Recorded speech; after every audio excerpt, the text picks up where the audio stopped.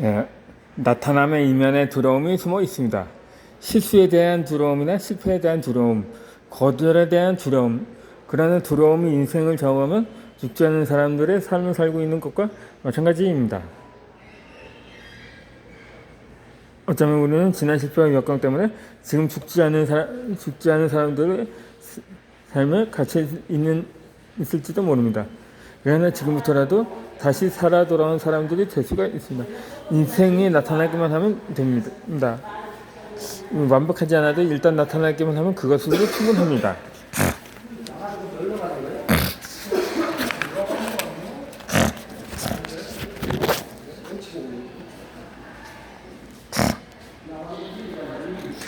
모든 변화는 혼돈에서 시작됩니다.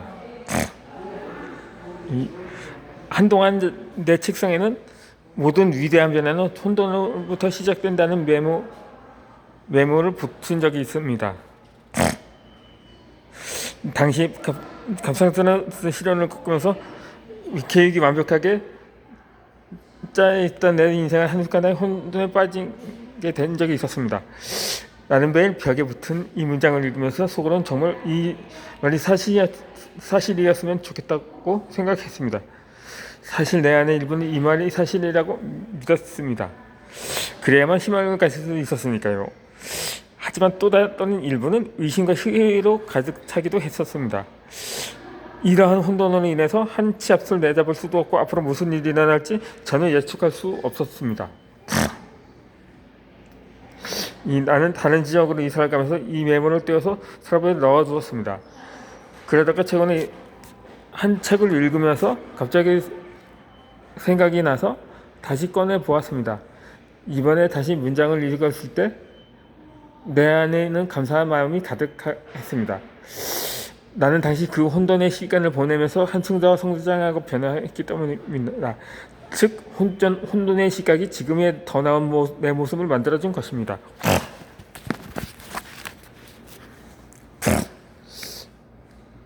사실 모든 성장과 변화는 혼돈의 과정을 거치면서 일어납니다.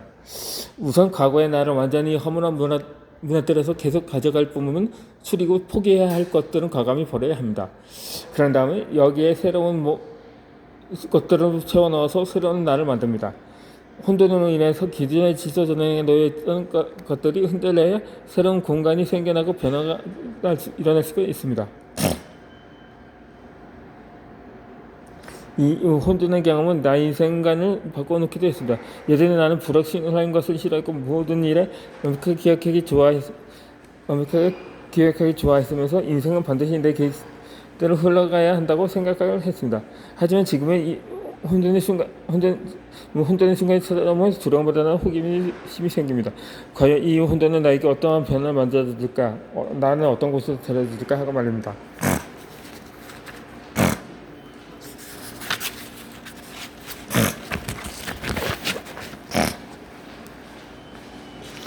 물론 혼돈은 변화의 시작입니다. 나는 상담을 할 때 인생을 배를 타고 향하는 것을 자주 비유합니다.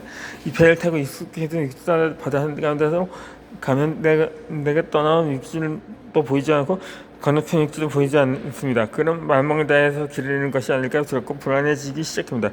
익숙한 풍경이 사라지고 낯설고 잘 모르는 것들에 들어서 있으면 이제 어디로 가야 할지 앞으로 무슨 일이 펼쳐질지 몰라서 두렵기만 합니다. 이때 당신은 중간지대에 머물고 있는 것입니다. 살다 보면 타이레드 펴는 것을 떠나야 할 일이 생깁니다. 여기에 익숙한 곳이란 과거의 생활 방식이나 일, 학업, 인간관계, 사랑, 계획적 미래, 신념, 자존감, 가치관 등입니다. 이미 잘 알고 있는 편안한 곳을 떠나 미지의 세상 향하는 과정에서 만나는 순간 중간지대가 그렇게 느껴지는 이유는 내가 안전하다고 느끼는 익숙한 것이 모두 사라졌기 때문입니다. 때로는 중간지대에 머무는 것이 너무 두려운 나머지 다시 익숙했던 것, 예를 들면 무미관계였던 관계라든가 재미없고 지루했던 일 혹은 생활 방식, 오래된 가치관 등으로 돌아가는 사람들도 있습니다.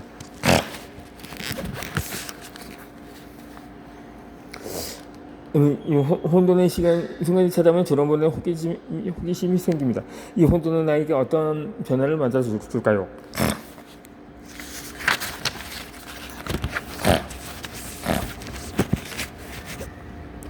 이 성장하기 위해서는 중간지대에 충분히 머물러야 합니다. 중간지대는 새로운 시작을 의미합니다. 불확실한 것에 대한 두려움을 이겨내고 중간지대에서 계속 앞으로 나아가다 보면 한 번도 생각하지 못하던 새로운 세계를 만날 수가 있습니다. 예전과는 완전히 다른 생활 방식, 인생관이나 가치관, 새로운 커리어 등을 말입니다. 변화는 오래된 무언가를 버리고 포기하는 것으로부터 시작되기도 합니다. 모든 성장과 변화는 익숙한 곳을 떠나 중간지대에 머무르기로 원할 때 이루어집니다. 이 팬데믹으로 인해 많은 불안과 두려움을 느낀 것은 사실이지만 한편으로는 내가 중간지대에 들어섰다는 생각이 들었습니다. 나의 가치관이라든가 정체성, 미래에 대한 상상 등 그동안 내 삶의 뿌리 자리 잡고 있었던 것들이 흔들리기 시작한 것입니다. 나는 호기심이 생겼는데 과연 이 위기가 내 인생에 어떤 변화를 가져올까? 이 시간이 지나 나는 어떠한 사람이 되어 있을까? 하는 인생의 모든 슬퍼와 여건은 중간지대로 진입할 수 있는 기회입니다. 여러분들은 이러한 기회가 생기는 기꺼이 중간지대로 들어가겠는가요? 현실을 받아들이면 달라지는 것들이 있습니다. 세상은 매 순간 끊임없이 변합니다. 먹고 기도하고 사랑하나의 작가인 엘리자베트 길버스는 2020년 팬데믹과 관한 토론회에서 이렇게 말했습니다. 세상은 지금 자신 해야 할 일을 하고 있습니다. 세상이 해야 할 일은 끊임없이 변하는 것이죠. 변화는 극히 이루어지기도 하고 갑자기 아주 빠른 속도로 찾아오기도 합니다. 그리고 얼마 후 그녀는 자신의 페이스북에 사진 한 장을 올렸습니다. 자신증 일기도 찍어놓은 사진이었는데 거기는 당신이 인생에 행복하는 걸 주도하는 통제력을 잃은 것 같기 때문이다. 하지만 생각보다는 잘못다 당신에게 통제할 수 있는 능력은 없었다. 당신에게 있는 건 오직 불안과 초단뿐이라고 적혀 있었습니다. 이 글을 읽고 항복의 의미를 한순간 생각해 보았습니다. 아마 많은 사람들이 항복이라고 하면 부정적인 이미를 먼저 떠올 것입니다. 항복은 꼭 패배하는 것이기 때문입니다. 세계 3대의 영적 지도자를 꼽힌 에크하르트 톨레는 항복은 인생의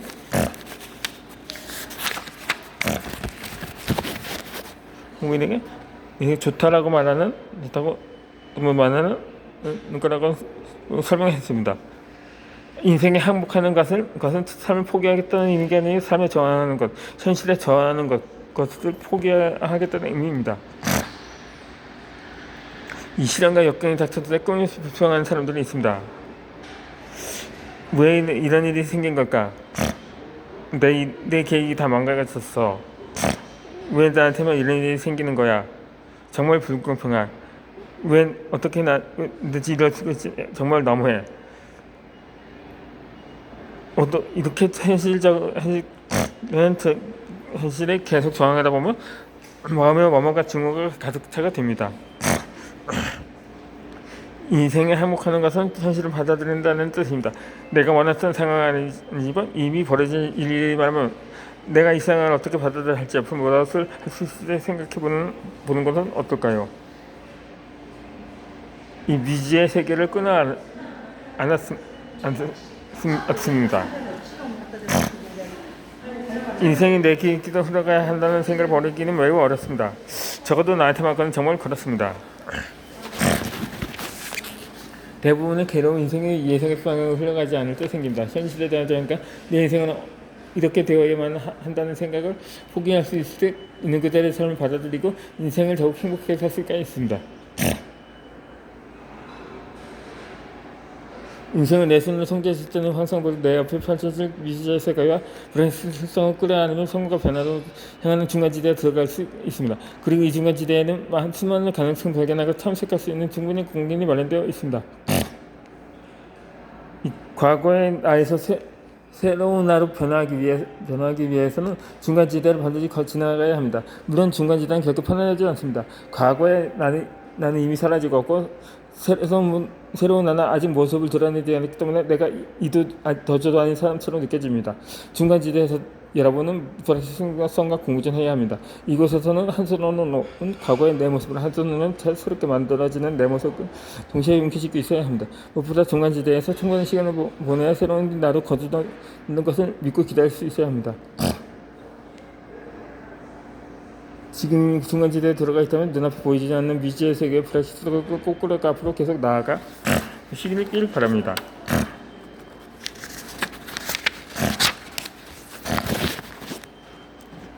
그렇게 가다 보면 어느새 바다가 편한 새로운 세상이 눈에 보일 것입니다. 인생의 마음대에서 헤매고 있으면 어떻게 하겠습니까? 인생이 커다란 바다를 향해하는 것이라면 사람들은 각각 자신의 배를 타고 자신의 행로를 따라 하고 있는 중입니다. 항해를 하다 보면 폭풍을 만나기도 하고 폭풍으로 인해 소중한 무언가를 잃고 좌절하기도 합니다. 방향을 잃어서 내가 지금 어디에 있고 어느 곳으로 가야 할지 몰라 방황하기도 합니다. 길을 잃었을 때 하늘의 북극성처럼 방향을 안내해주는 것이 바로 가치관입니다. 인생의 행로를 제대로 찾기 위해서 자신의 가치관을 정확히 파악하는 것이 중요합니다. 그렇지 않으면 망망대해에서 목표가 없이 떠다니게 됩니다.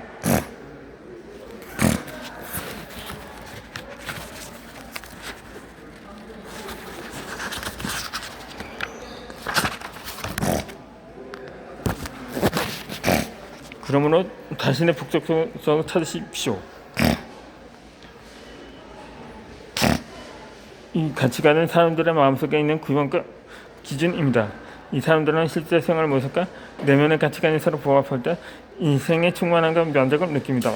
자신의 가치관에 대해 정확히 알고 어려운 결정을 내려야 할 때 도움이 됩니다.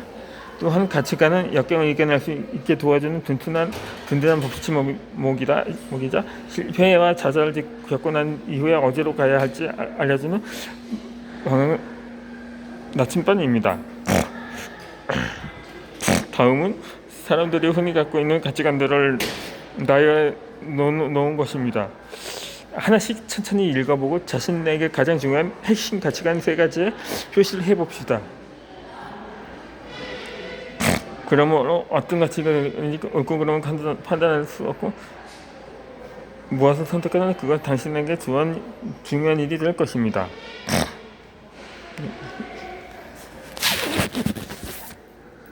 이렇게 가치관에 부합하면 인생을 살아가는 것입니다.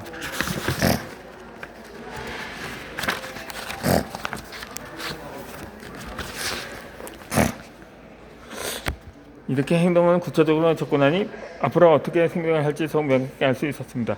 핵심 가치관과 구체적인 상징지침은 우리가 매 순간 어떻게 행동하고 어떻게 행동해야 할지 알려주는 중요한 기준입니다. 이제 다음 칸에 당신이 선택한 3가지 핵심 가치를 적고 각각의 가치관에 부합하는 행동은 어떤 것들이고 이비되는 행동 어떤 것들인지 한번 자세히 적어보시기를 바랍니다.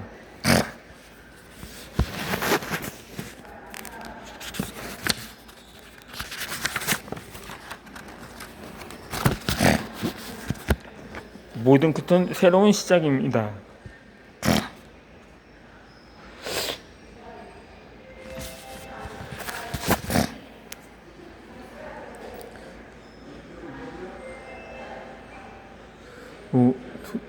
초심을 잃지 말라는 말이 있습니다. 처음에는 왜 그 일이 길게 되는 기억해서 포기하지 말고 계속해야 한다는 의미입니다. 물론 초심을 잃지 않았다는 것은 필요한 덕목입니다.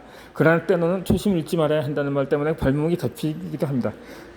초심을 지키는 노력은 때로 과거에 내가 만든 신인과 전체적인 이미 성장하고 변화한 내가 계속 짊어지고 가야 한다는 것을 뜻하기 때문입니다.